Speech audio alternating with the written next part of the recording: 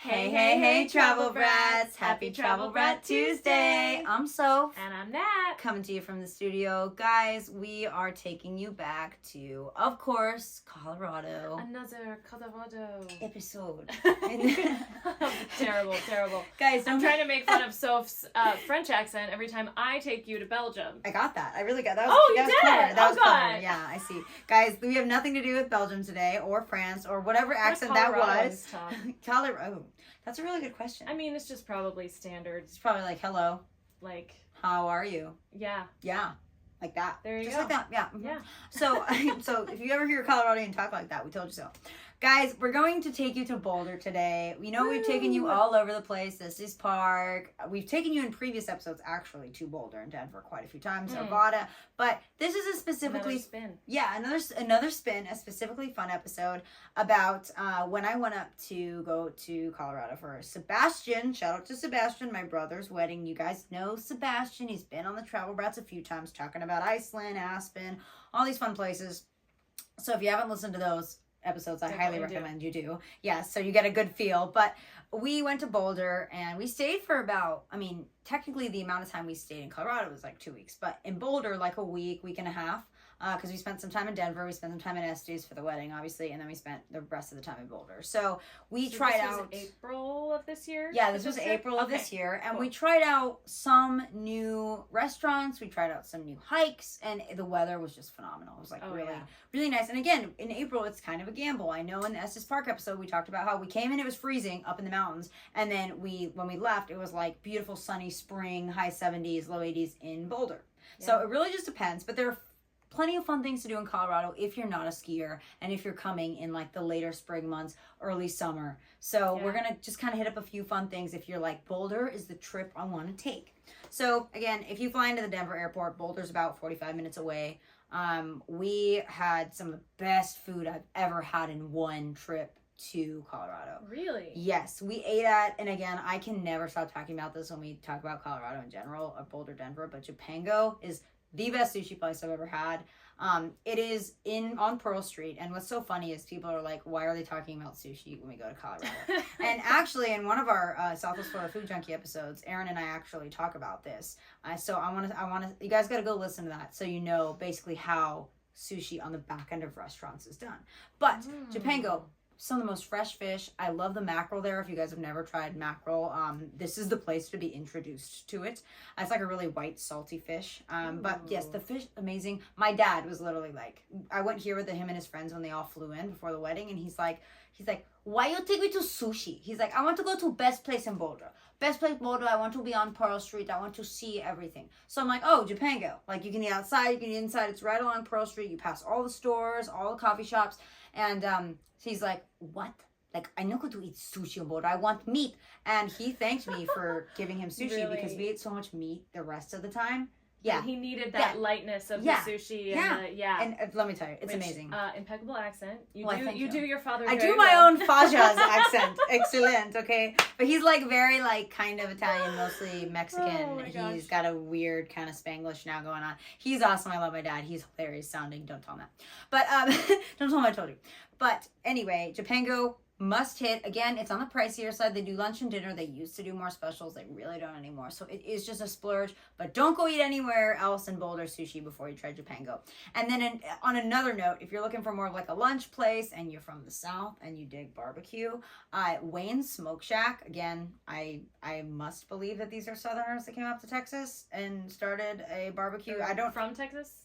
They came to Colorado from Texas? Not Texas. See, I'm thinking about Texas because we talked about... whenever I think of barbecue, I associate it with Texas. But no, I think they were Southerners that came up to Boulder. They have to be, but maybe they're not. Maybe it's just they just know how to smoke stuff. I'll say there's not a monopoly on barbecue, but the South does do it exquisitely. So it would make sense that these would be people that probably had maybe at least some sort of Southern background or something. Because this is actually...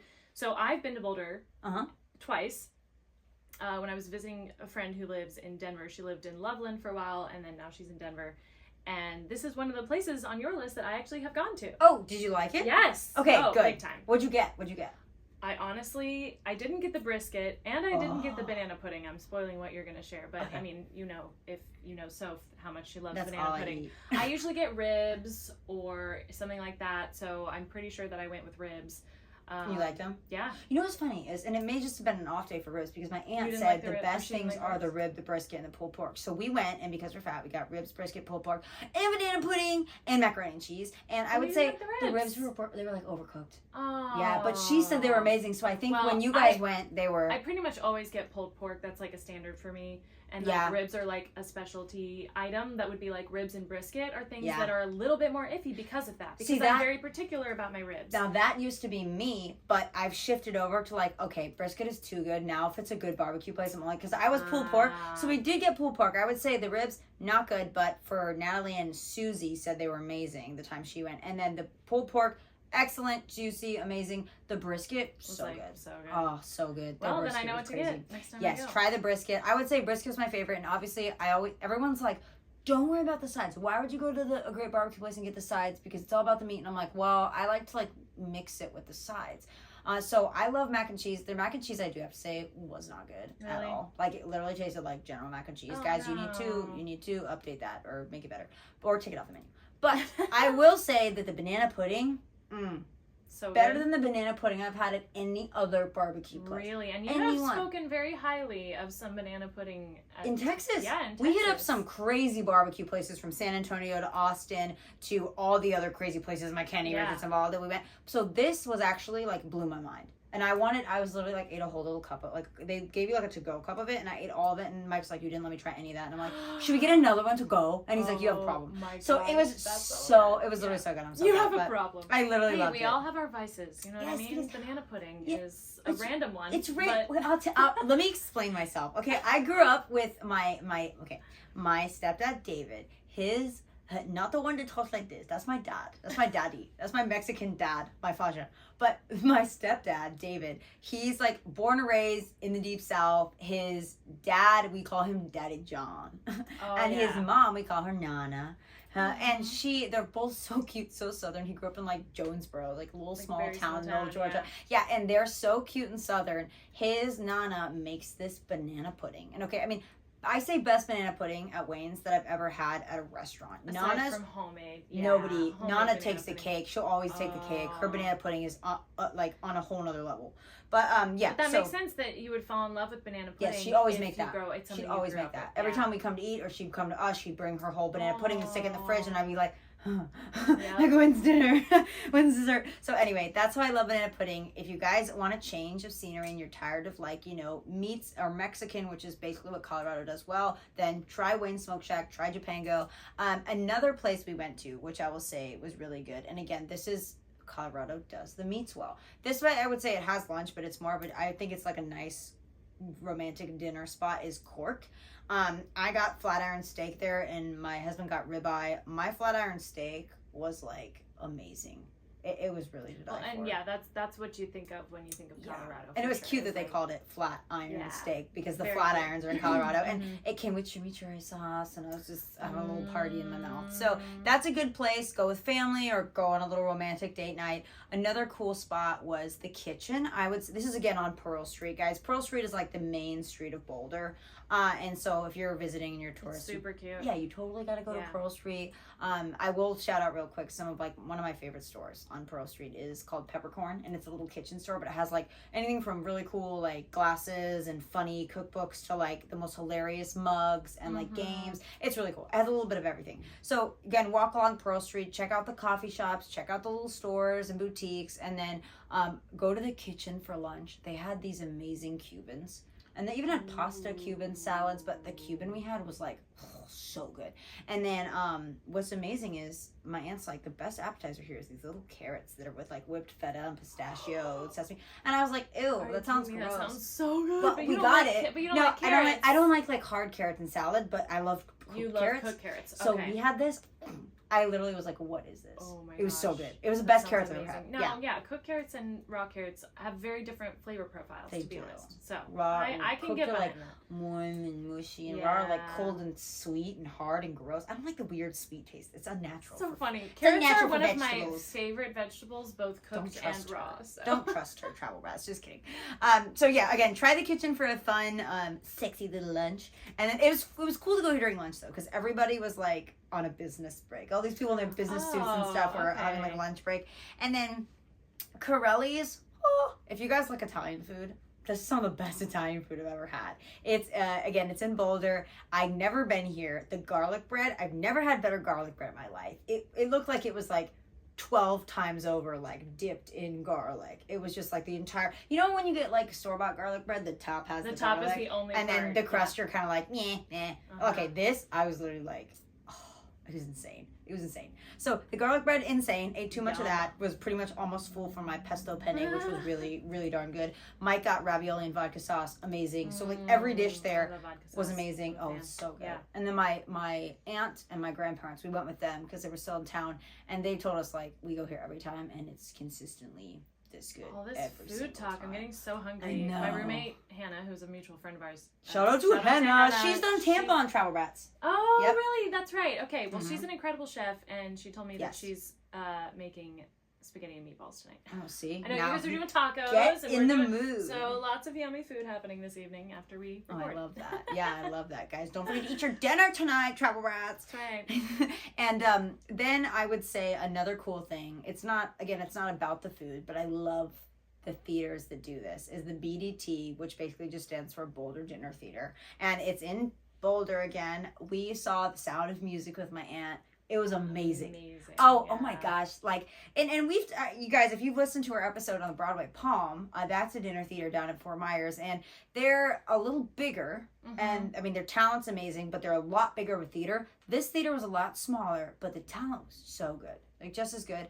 And what's sad is they are closing in a couple months. Yeah. Yeah. So if you guys go, check to see if they're still open. I just had to shout them out. Go see live theater, my friends. I just have to say a plug in. Go see live theater. It is so worth it. It is so special. Obviously, I'm biased because I am a performer, so you support my job. But and me not being biased because Natalie's my friend. I love theater in general. Yeah, and when she came, she got me back into it, and I love it. Every time you guys go somewhere and you call me up and say, "Oh, we're going to see this show," or "We're doing this," or "We're doing that," like I feel like you try to find theaters in different places. Oh, it's so fun. I love that. That's been honestly like a very gem of an experience, because we talk about hidden gems a lot on here. Yeah. That has been a very cool going to see live shows. Yes, gem that you've kind of brought into my life a couple years ago when you came. It's like, wait, I like shows and I can find my own shows. Yeah. And when we go, like, it doesn't have to be, I don't have to be taken to the Chicago Symphony Orchestra or like the Fox Theater. Like, you can find small theaters everywhere and make a show trip on every trip you take, and it's such a good night thing to do after dinner. Yeah. And The Sound of Music, that's a classic. I know you love that movie, and so do I. So seeing it and stage version is and what was so great is, it's my mom's favorite movie. My aunt knows that, so she loves it, so she thought we'd love it, and we did love it. What was even crazier was this particular theater, because I know they do it at some and not at all dinner theaters, is the actors served you dinner. Right, the actors were also the wait staff. Yes, it was really cool. Yeah. Like an intermission. And what was cool that they don't, I love the Broadway Palm, but what was cool, I think, that they should, the Broadway Palm may be too big to implement this, but they brought you your dessert at intermission. At intermission. Yes, and it was a little longer of an intermission, obviously, because the actors got to go back and change, we were going to the bathroom and getting dessert. But like to have, because it was so full after dinner, to wait for like my German chocolate cake and like coffee till intermission. Well, they gave you coffee before it started, but they also gave you coffee and then your dessert at intermission. Now, was theirs a buffet or was it an ordered thing? Theirs was an ordered thing. Because that's like the theater that I'm about to be working at. I'm going to be in Jacksonville for a couple months at the Alhambra Dinner Theater. Theirs is also, you choose what you're going to, it's a plated dinner, they bring it to you. Whereas Broadway Palm is buffet. Yeah, so I mean, every either dinner one does it Yeah, either way is cool, and I think that it probably works better for Broadway Pond because they're so big. Like, it takes so long to service everybody. Yeah. But this was so fun. Yeah, I got chicken cordon bleu and German chocolate cake. It was yum, and then we all shared a bottle of wine. It was great. Nice. So, guys, check out your local theaters. Natalie's totally right. It's such a fun activity to do on a vacation, even in local. Check out your local theaters. And then another 2 things that I wanted to shout out, and I didn't get to go to these on my trip, but talking to my brother and his wife who live in Westminster, they were like, I said, well, I never thought about what kind of if you wanted to do more of a little fancy tea vibe and go have some tea, because I know down here where we are, they have little tea houses. And they were like, there's a Boulder Dushanbe tea house, and you can go and have the tea party. And, so I love that. If you guys are kind of looking, if you got a girls trip or with your family, go have tea. It'll be fun. And then there's another restaurant that we actually saw along one of the hikes we did called Flagstaff Restaurant. And I looked it up afterwards. I took a picture of the sign, and I looked it up afterwards. It's this gorgeous restaurant that's settled in the middle of a Flatiron hike that we did. And you have this view of the mountains. You're in them up in the mountains. So you drive up and park. So I've never tried the food there, but looking online at reviews and the restaurant, I really want to go there next time we're up there. So yeah, that's a Flagstaff restaurant. That's just a tip. And then now I've talked about food. So now that you're all hungry, I want to talk about the adventure, which makes no sense. Just kidding. But basically, guys, we did a few, one hike that we've already done, and then we did 2 newer ones. Actually, 2 I've already done, and 1 newer one, but they were different every time.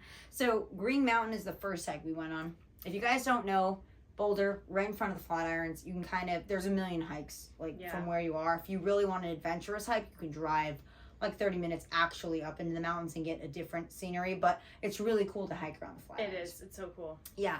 And so we did Green Mountain West our first day. Great view of the Front Range, the Flatirons, and then you kind of get a panorama of a Green Mountain, which is cool. And then it's about 6 miles, so it's a little on the longer side, and it's you can do it as a loop, or you can go straight back down from where you came from. But the elevation climb is about 2,500 feet plus. And then good seasons, I would say, to do it. Obviously, all year round, if you're in Boulder, there's typically not too much snow because it's not crazy high. But I would really go April through the end of the summer, because that's just all. Then for sure all the snow's melted. You're good. It does get hot, so make sure you do all the hiking prep, sunscreen, water. I would say April for sure is such a nice, and I know that's when you guys were there for the wedding, and you guys go all times of year. Yeah. You're there in the winter, you're there in the spring a lot, but I've been to that area most recently. It was, I think, September of, not last year, but the year before.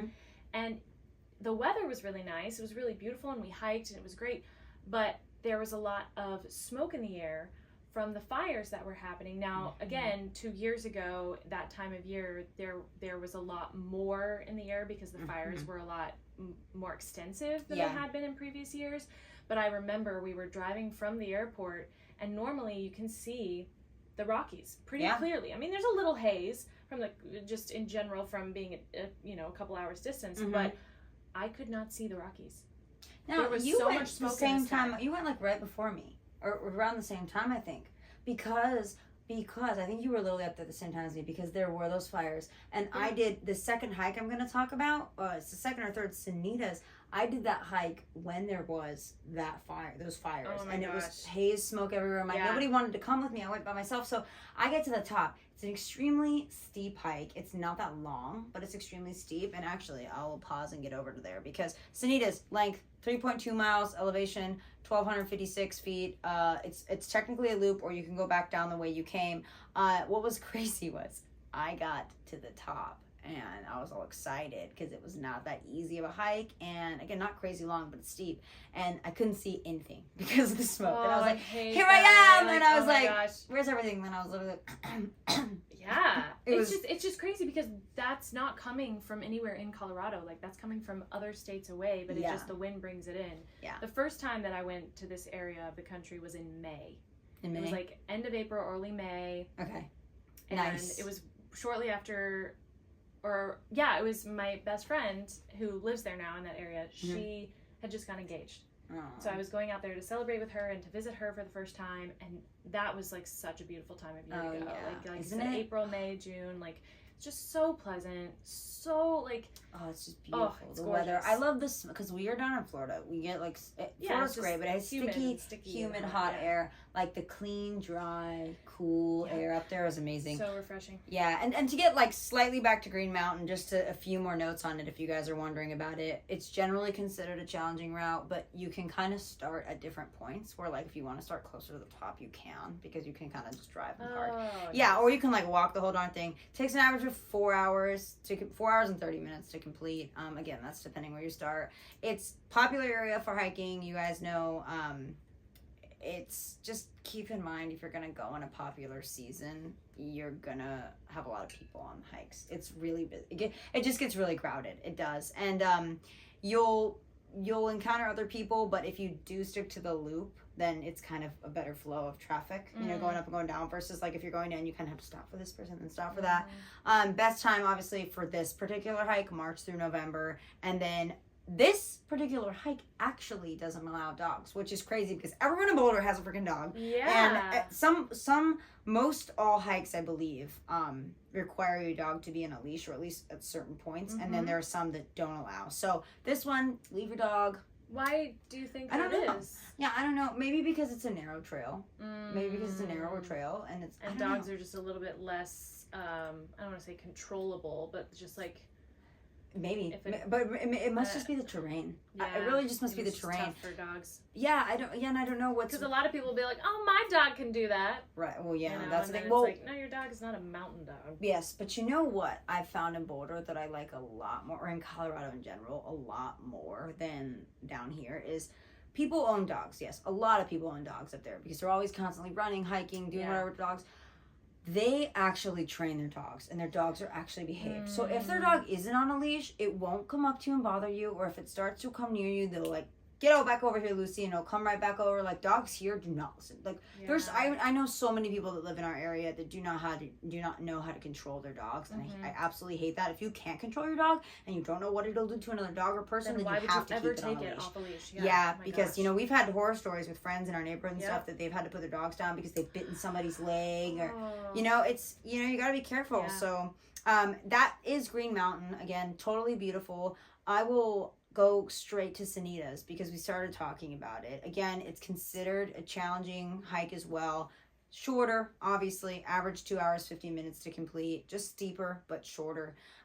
It's really popular for hiking. Again, you will encounter people. I would stick to the loop if I were you, because you can do great straight back down we came from, or you can do the loop.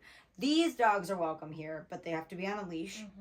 And you basically walk to the Centennial Trailhead, which has parking by it, on Sunshine Canyon Drive from downtown Boulder, and you can park there.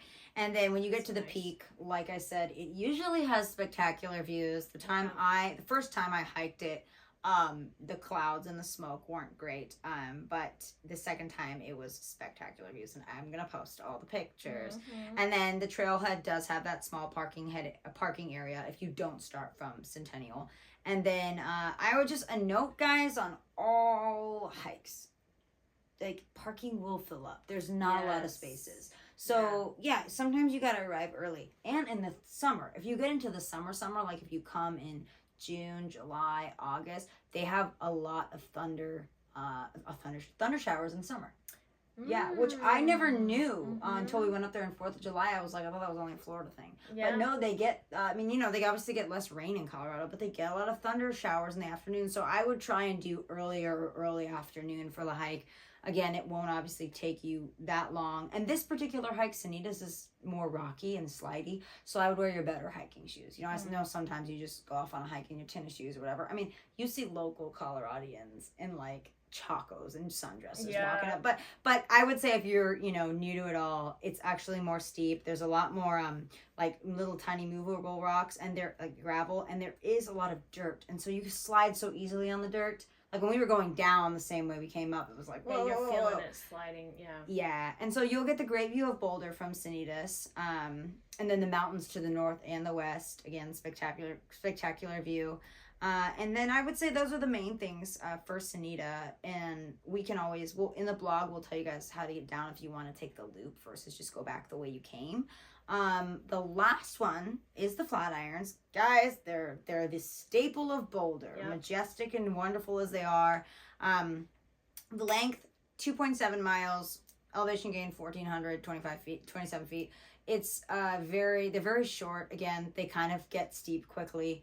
You start kind of in Chautauqua and you keep moving up. And you can hike first, second, and third. If you're going to Colorado soon, I would check. I know that we tried to hike the second and third Flatirons, and I believe the third was closed. They're doing some like weekly work on it. So just check. If you guys download the app All Trails, it will tell you everything you need to know about any hike. And what's amazing is it'll start the hike with you and it'll tell you where you are on each one and tell you how to get down. Wow. And yeah, like it's like a GPS for hiking. And I love it because I literally cannot ever tell where I am. It's so interesting to me, technology. Like that is just so amazing. I'm thinking like 100 years ago, did people, I mean, hiking has always been a pastime in humans, right? Like people love to take hikes, to get great views and to get active and all these things. I love it. But sometimes I think, 100 years ago or even 200, 300 years ago, it's like people hiked because they had to get somewhere. I know, like isn't that funny? They often probably were just walking because that was the only means of transportation that they had. Mm-hmm. And they didn't have this cool little handheld thing that could tell you where you were in the world. And like, isn't that cool?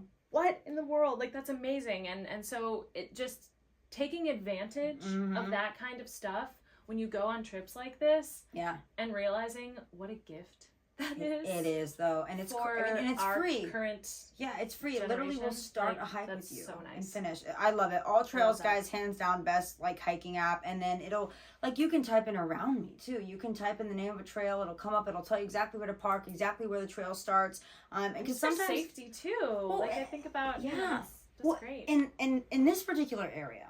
Because if you go up into the mountains to go on a specific mission, like a specific hike, there won't be a million other hikes around it. Like if you're in Chautauqua or if you're in Boulder, there's a million other hikes around and you're like, wait, which trailhead is the start? A lot of times they have signs, sometimes they don't. So it's like, this will tell you, oh no, you parked right here, but you got to walk, a couple yards down and then to the left. That's where the one you're looking for starts. So that's cool. I love it. Again, All Trails, guys, download it. It's free to a certain extent. It's literally free for everything you'll need.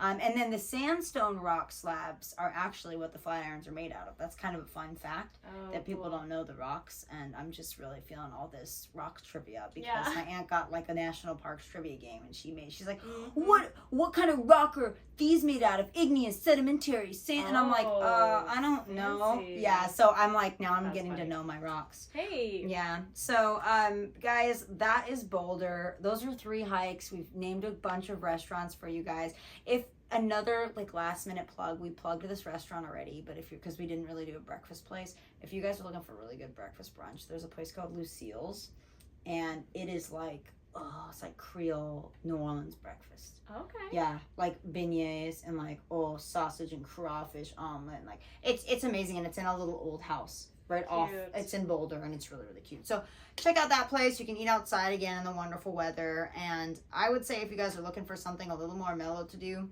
and you want to explore Boulder, you've already been to Pearl Street, you don't want to go on a hike, the last thing I would say is check out CU Boulder. It's Colorado University. And it is, that campus is just like spectacular. It's right in front of the mountains, Flatirons, and like you can walk up to the stadium and peek through their crazy view. You can walk on, all the buildings are amazing. So I would just go walk around campus at CU and just check it out. It's gorgeous. So that is my take on another little weekend trip to Boulder, guys. If you haven't listened to some of the other episodes on Boulder, we have quite a few. So go check it out, and we'll catch you guys next time. Bye. Bye.